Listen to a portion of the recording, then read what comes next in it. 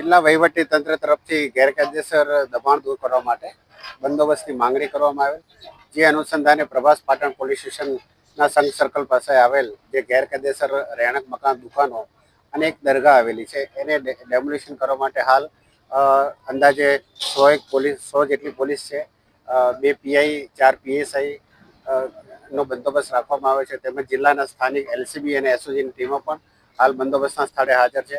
હાલ જે દબાણ દૂર કરવાની કામગીરી છે એ ખૂબ જ શાંતિપૂર્ણ રીતે ચાલી રહી છે અને કોઈ પણ જાતનો અનિચ્છનીય બનાવ ન બને તેના માટે પૂરતી તકેદારી અને બંદોબસ્ત રાખવામાં આવેલ છે. હાલ આ દબાણ દૂર કરવાની કામગીરી ચાલુ છે.